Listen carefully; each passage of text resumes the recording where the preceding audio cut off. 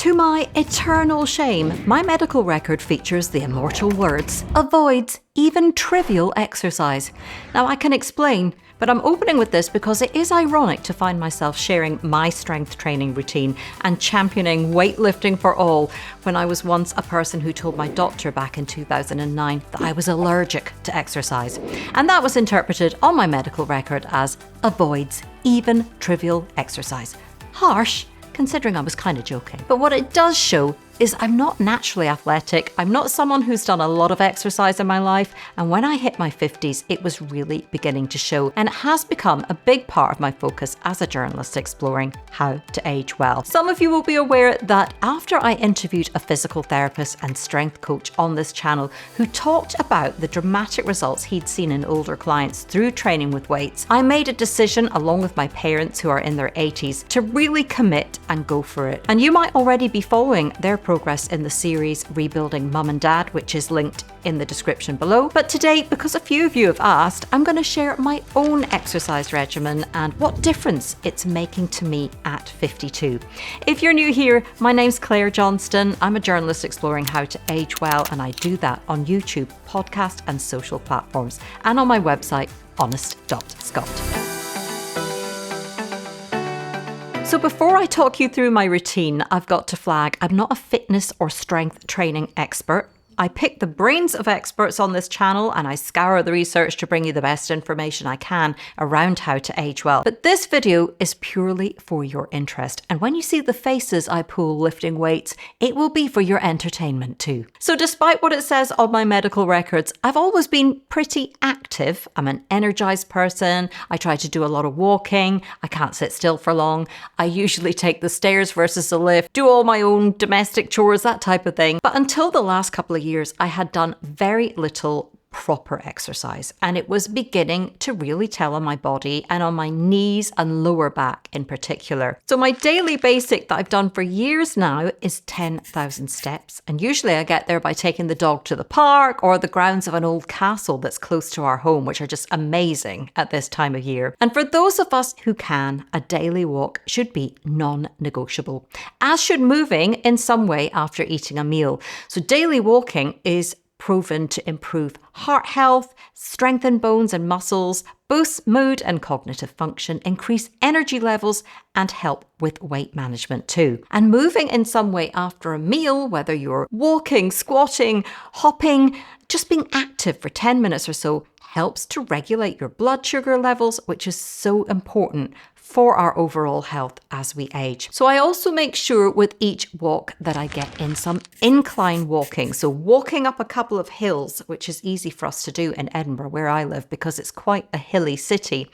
And when I see an incline, I will deliberately charge it. So I'm power walking up that incline for aerobic exercise. And because incline walking is particularly good for your glutes, which I really needed to strengthen, as well as your hamstrings and calves, and it increases the cardiovascular challenge compared to flat walking too. And beyond this, and just generally keeping active, at the moment, I'm only really adding in two other things over and above the strength training, which I'll come on to shortly. Those two things are hopping around 40 times on each foot most days.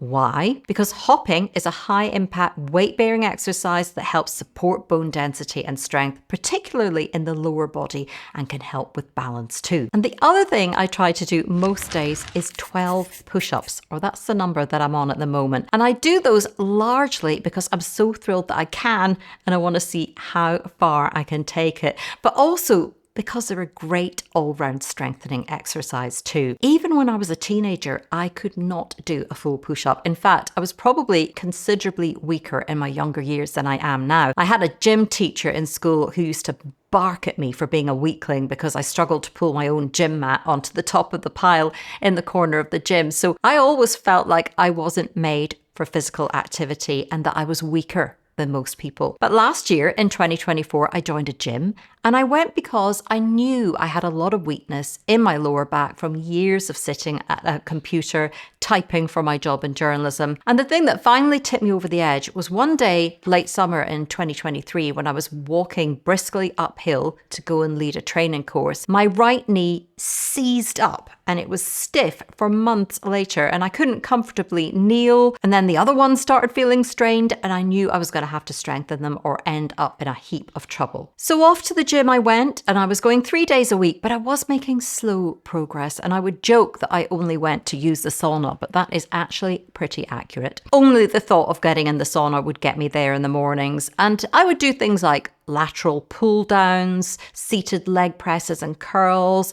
I'd use the assisted chin-up machine, do a bit of a turn on the cross trainer, and my knees definitely got stronger. I had more strength in my arms and a bit more in my core, but not a lot more in my core. And my glutes were still very weak, and I couldn't do push-ups properly even after going to the gym for a year. So clearly I hadn't got my gym routine right. After I interviewed the physical therapist Chris Reese, who now coaches my mum and dad, we were convinced to buy a barbell rack and start working out with a barbell at home. So at the end of last year, I left the gym and my beloved sauna behind. I really do miss the sauna. And it feels like in the 5 months since I started strength training at home, I have made 5 times the progress I did in the gym, simply because, not that there was anything wrong with the gym, it was just what I was doing there. But I'm more committed at home. I'm working out with my mum and dad, so I can't skip a day or cheat. I have a program that covers all major muscle groups, and they're being worked in compound movements, which means we're working multiple muscle groups at the same time. And that's what has really moved the dial for me. Like them, I started light and I've slowly progressed in weight, adding around a kilo, roughly 2 pounds each week. And I'm only doing a full session twice a week on a Monday and Thursday with my parents. And then I do a little mini session at the weekends where I work on my deadlift and bench presses. They're my 2 weakest movements. And we have fun working out together. You know, my mum and dad finally retired in their 80s, so they have time. And I work from home, so I enjoy the company. So my parents are coached by Chris, but I'm not. That means they get a training schedule with weights attached to them. And I pretty much follow what my dad is doing. So on a Monday, we do a weighted squat. And at the moment, we warm up with a 20 kilo, 44 pound bar, and then move up in weight slightly to continue the warm up until we do our top weight, which is about 41 kilos this week, 90 pounds. And we typically do 3 sets of 5 reps at our top weight. And as you'll see from my face and hear from my grunts, it's challenging, but boy, is it effective. And that's what's really enabled the push-ups. Then we do a bench press, one of the tougher ones for me. Again, we warm up with lighter weights until we press the top weight, which this week is 36 kilos, nearly 80 pounds, and right at the edge of my ability. My dad is more comfortable with that one. I find it really challenging. Then we'll finish with deadlifting, warming up with a set of 5 30 kilo, 66 pound lifts. And then I do my top weight of 52 kilos, 114 pounds, which is actually nearly my body weight, while my dad goes all the way up to 74 kilos, 163 pounds at the moment. So he's totally outdoing me there. Hello, Drixie. So we just actually bought some weightlifting belts to help stabilize our spines because we're lifting heavier weights now. My dad has special weightlifting shoes, which I'm going to have to invest in a pair of as well. The deadlift has been my nemesis because I had such a weak lower back. So I kind of hovered around 50 kilos for a few weeks to get fully confident with it. And now I'm there.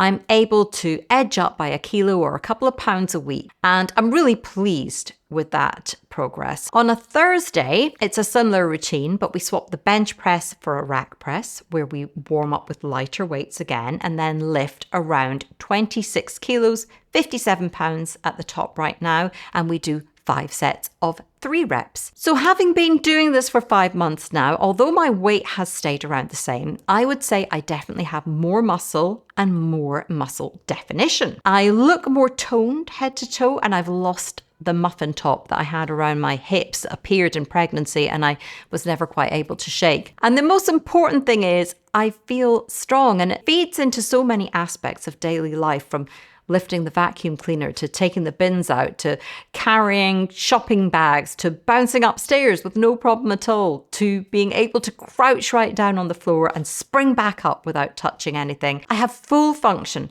because I'm strength training, and I'm also banking muscle for my future so that I can hopefully maintain this in later life. But if you're starting later, it's so reassuring to know that it really isn't ever too late. There's my mum at 82 years of age who had lost 80% of the muscle in her back and who is now building it back up again and able to walk upright for the first time in years. And she's only 5 months into training. She's still got a long way to go to be able to hold herself upright unaided for long periods of time. But it's really clear that this way of training is delivering results. And what I've also noticed, which is pretty interesting, is that the stronger I get physically, the less focused I am on facial aging. Because when I started out exploring aging in my later 40s, my focus was mainly on skin, and I put all my fears and insecurities about aging onto the lines on my face, like stopping them